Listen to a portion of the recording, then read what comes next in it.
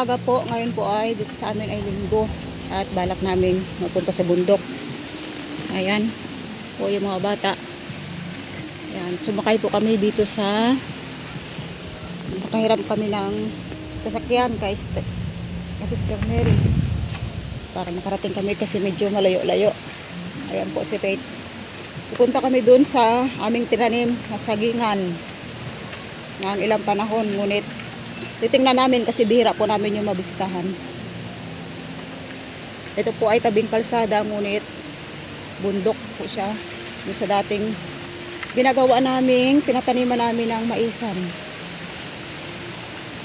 Medyo malayo-layo sa yung area na ito doon sa aming bahay. Malayo sa dagat. Bundok. Pinakang bundok ng aming baryo, ng aming lugar dito.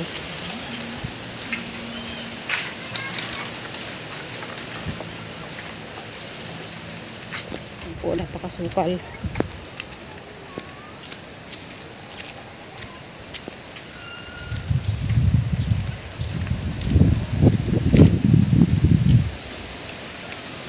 Yun, dito na po kami ni Mister. Yun, nauna na siya sa akin. Dito po kami bumisita sa aming pinagtaniman ng mais dati. Ito po ay hindi naman talaga sariling lupa namin. Ito ay pinataniman lamang sa amin. Yun, ito po ngayong taon, di kami nagtanim ng tao yung pinataniman sa ibang tao kasi hindi kami nagtanim ng mais dahil konti lang yung inaabot namin nung nakaraang taon. Yan, kaya po ibang tao yung nagtanim. Ito po yung saging na makikita ay ito po yung aming pinatanim na saging at kami rin mismo po yung nagtanim. Marami pong tanim dati dito na saging, ngunit kinain ng mga hayop ng mga kalabaw. Yan. Meron din po ako bagong katanim lang. Yan. Ito po ay mga higit kulang-kulang 80 puno. Ito po yung bagong yan lamang. Bagong tubo. Yung bagong patanim ko ngayong taon lang, ngayong dumaang tagunan lang. Ayan. Ito po yung lahat. Ito po yung old na mga ilang taon ang nakaraan, 2 taon, at napapakinabangan na namin ang bunga, ngunit dahil malayo sa amin, di lang namin mabisitahan. Ayan po ang bunga ay minsan ay dahil daanan ng tao, minsan kinukuha na ng tao. Ayan po. Meron din nagbilad ng mais.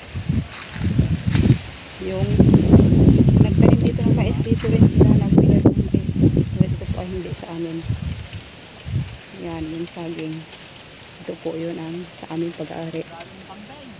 Ito po ay sa pagtitipid ko lamang ay nakaipon ako ng tamang halaga.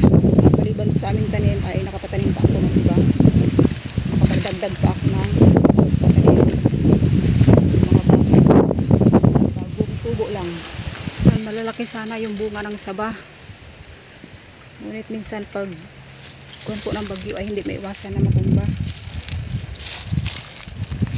Yun. Marami po yung sabang tinanim namin.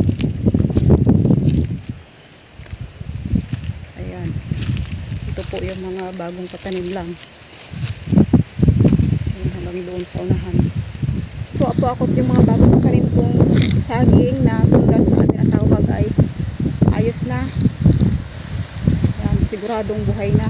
Ngayon lang po itong nakaraang tagulan ko pinatanim yung iba. Ito po. Ayan, may kahit bagong tanim ay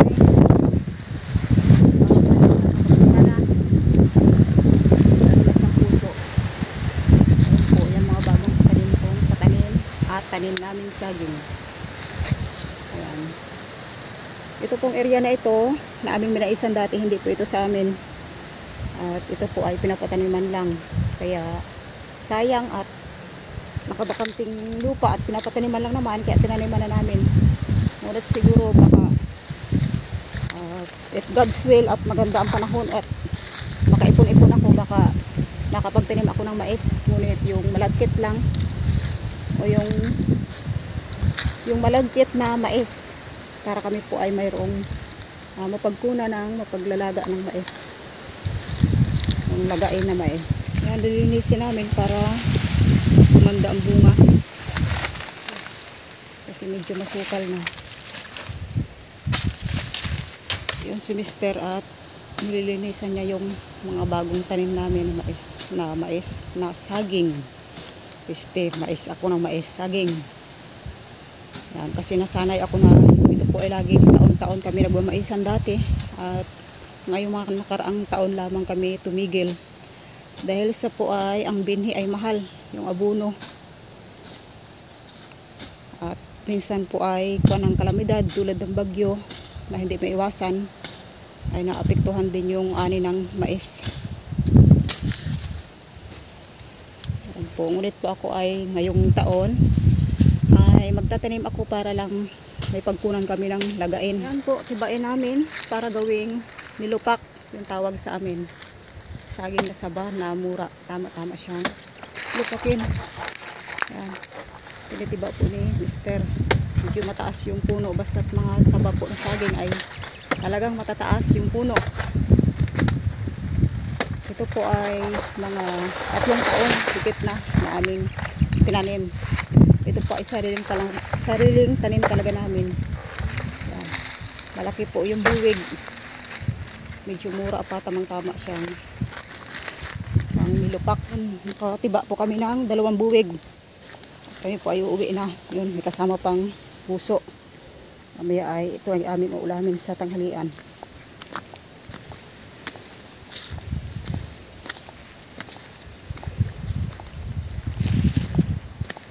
Yun, dala ni Mister yung aming natibang saging. Ito po ay aming naging maisan rin dati, ang kahabaan na ito. Yan. Mga 2 taon na nakaraan. Na kami ni Epe.